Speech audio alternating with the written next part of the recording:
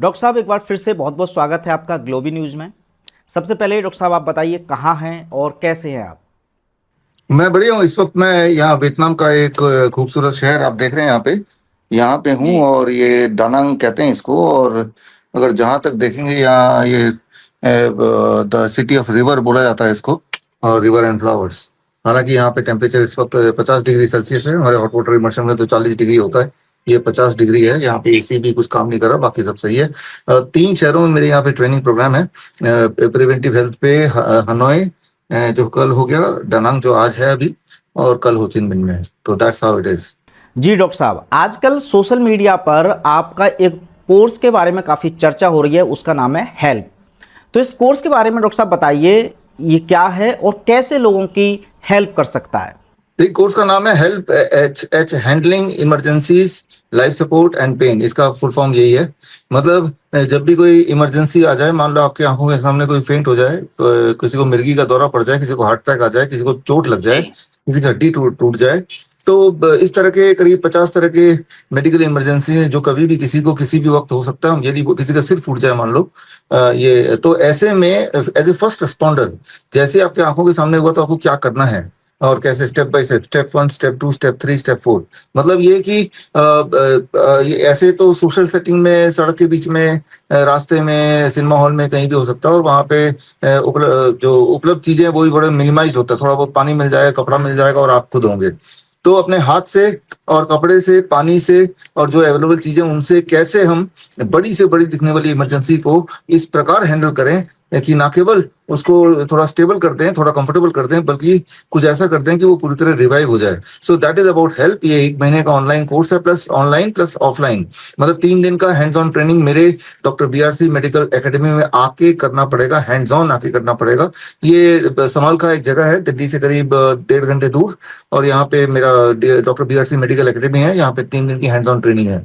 कई बार लोग बोलते हैं कि हैंड्स ऑन ट्रेनिंग में हम कैसे आएंगे। देखिए, ये तो प्रैक्टिकल है। होता क्या है कि आप देखेंगे, जब भी कोई मेडिकल इमरजेंसी आती है, लोगों के हाथ पैर फूल जाते हैं, होश उड़ जाते हैं, और वो बिल्कुल खड़े खड़े रह जाते हैं, ज्यादा ज्यादा वीडियो बनाते हैं। वो पहले कुछ पल, जिसे गोल्डन आवर कहते हैं, अगर उस वक्त आपने अपनी फुर्ती दिखाई और करेक्टली किया, तो किसी की जान बचाई जा सकती है। अनफॉर्चुनेटली पूरे देश दुनिया में अगर आप देखेंगे, इस तरह का कोई इमरजेंसी पे इंटीग्रेटेड मेडिसिन यूज करते हुए, इंटीग्रेटेड मेडिसिन मतलब कुछ ऐसे इमरजेंसीज हैं जो आक्यूप्रेशर से ठीक हो सकते हैं, कुछ ऐसी इमरजेंसी है जहां पे आयुर्वेद के गुण काम आ सकते हैं, कुछ ऐसी मेडिकल इमरजेंसी जिसे जहां पे थेरेपेटिक पोजिशनिंग से ठीक हो सकती है या पोस्चरल मेडिसिन से ठीक हो सकती है।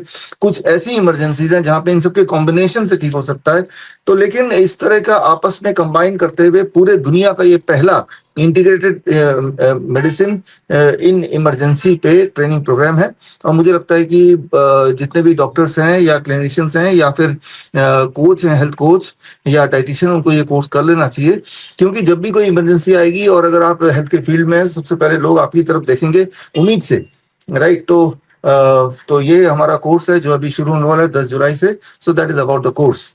अच्छा डॉक्टर साहब, वैसे तो खैर कोर्स करने के बाद ही पता चलेगा इस कोर्स के अंदर क्या है, लेकिन जैसा कि आपने कहा कि ये कोर्स सभी डॉक्टरों को भी करना चाहिए, तो ऐसे में मैं इस वीडियो के माध्यम से क्या बता सकते हैं कि इस कोर्स में ऐसा क्या मतलब खास है जो बाकी के डॉक्टरों को अलग कहीं सीखने को नहीं मिल सकता? हाँ, देखिए, ये इसमें डाला ही हुआ है जो कि बाकी जगह कहीं भी सीखने को नहीं मिलेगा। मैं अपना ये उदाहरण बताता हूँ। पिछले हफ्ते मैं जापान गया था, जापान से लौट रहा था।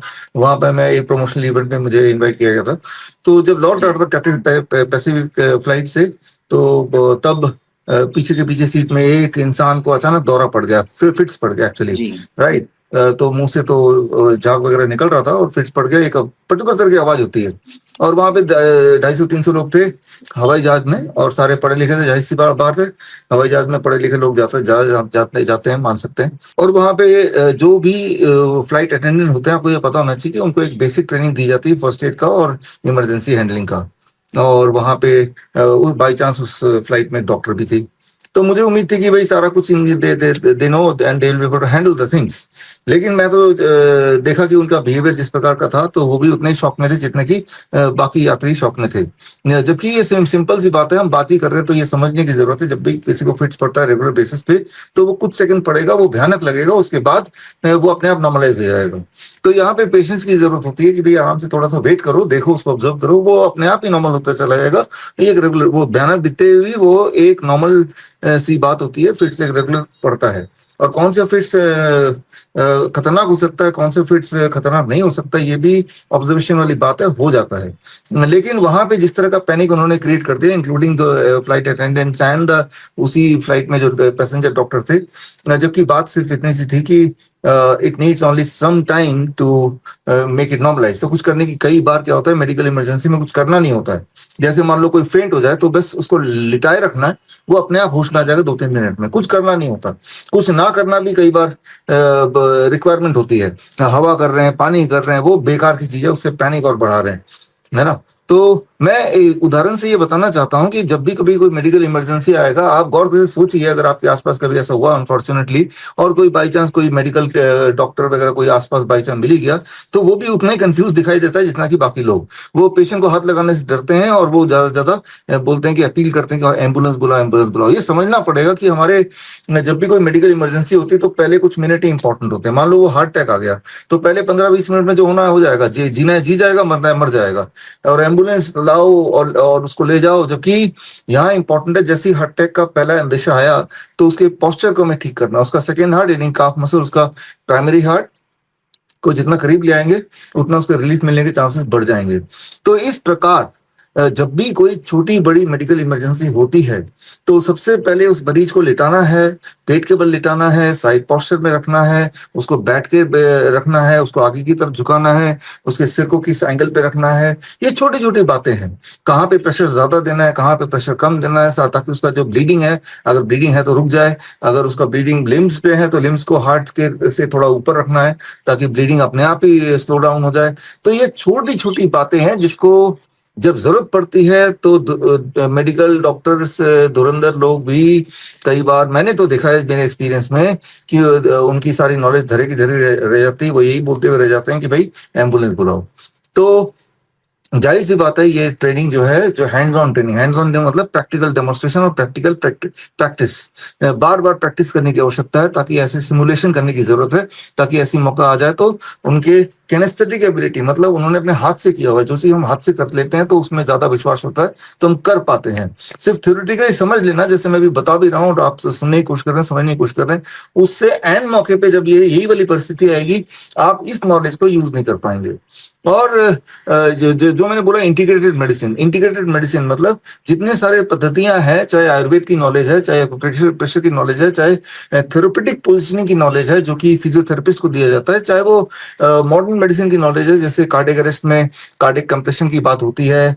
तो ये सारी चीजों को अगर मिला के एक सीक्वेंस बनाते हैं, जिस सीक्वेंस में ये देना है, तो वो बेस्ट इफेक्टिव होगा मेरे हमारे हिसाब से। और हमारे हिसाब से इसलिए क्योंकि पिछले कई सालों से, खासतौर पे जब से कोरोना काल था, वो आपको याद होगा, तब से हमने एक, अभी तक भी है, इमरजेंसी हेल्पलाइन नंबर हमने जारी किया पब्लिक के लिए, और जिसमें दिन रात 24 घंटे वो खुला रहता है, और 2020 से खुला है आज भी। और उसमें मेडिकल इमरजेंसीज के अक्सर कॉल आते रहते हैं, और तब हमारे ट्रेंड एक्सपर्ट्स डॉक्टर्स इन्हीं पद्धतियों से जो ट्रेंड है वो उनको गाइड करते हैं वीडियो कॉल पे, और वो वहां पे जो विक्टिम के आसपास के लोग हैं उसको फॉलो करते हैं। फॉर एग्जाम्पल, मान लो छत से कोई गिर गया नीचे, अब क्या करना है ना। तो इस तरह के कई मेडिकल इमरजेंसी आधी रात को हो जाती है। तो तब तो हमने पिछले 4-5 साल के जो एक्सपीरियंस उनको कलेक्ट करके एक मेडिकल इमरजेंसी का प्रोग्राम बनाया, जिसमें करीब 52 medical emergencies and pain management methods हैं, जहां पे आप भरपूर एक विक्टिम को मदद कर सकते हैं। और कई बार वो विक्टिम आप खुद भी हो सकते हैं, इसको तो मान के चलना पड़ेगा। अगर आप सोचते हैं, कोई भी सोचता है कि भाई मुझे कुछ नहीं होगा, तो वो एक गलतफहमी में है। कौन चाहता है कि उसे कुछ हो जाए, लेकिन अनसर्टेनिटी की दुनिया है, कहाँ चोट लग जाए, कहाँ कोई गिर जाए। आपने देखा भी है कि खड़े खड़े लोगों को हार्ट अटैक आ रहा है, कार्डियक अरेस्ट हो रहा है, जो कि कोविड के 2 खुराक लगाने के बाद हो ही रहा है। तो और जिन्होंने लगाया है तो उनके साथ तो अनसर्टेनिटी बनी हुई है। ऐसे में सभी को ये नॉलेज लेना चाहिए कि आपका ये छोटा सा नॉलेज किसी की जान बचा सकता है, ये बात मान के चलिए। तो मैं ये मानता हूं कि चाहे वो कितना ही बड़ा डॉक्टर हो, वो मैं ये तो तय है कि अगर कोई डॉक्टर है तो वो या तो आयुर्वेद का डॉक्टर है या एलोपैथ का डॉक्टर है। तो उसको अपने सब्जेक्ट के बारे में तो सिखाया गया है, लेकिन होलिस्टिकली नहीं सिखाया गया है, इंटीग्रेटेड मेडिसिन की बात नहीं सिखाई गई।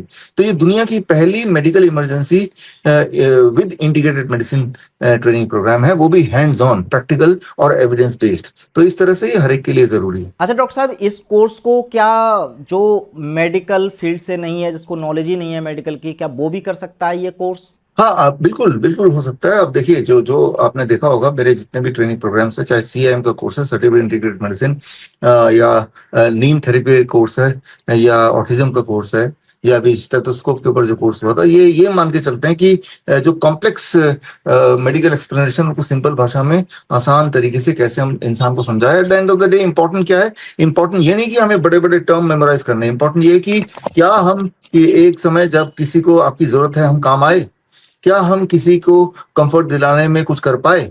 मेन तो ये है ना। तो बड़े बड़े शब्दों को मेमोराइज करके बड़े बड़े लफ्जों में, डेफिनेशन में हम गुम हो जाएं, तो उसकी जरूरत नहीं है।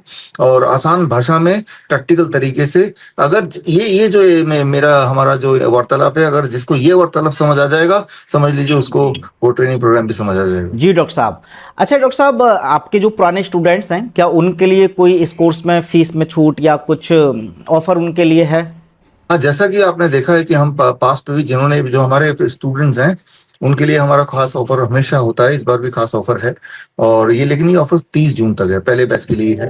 पहला बैच 10 जुलाई से शुरू हो रहा है, तो 30 जून से पहले रजिस्टर करना, चाहे पहले बैच के लिए रजिस्टर करें या आने वाले दिनों के लिए रजिस्टर करें, 30 जून से पहले रजिस्टर करेंगे तो आपको, जो हमारे स्टूडेंट है, उनको लगभग 5,000 रुपये का लाभ मिल जाएगा।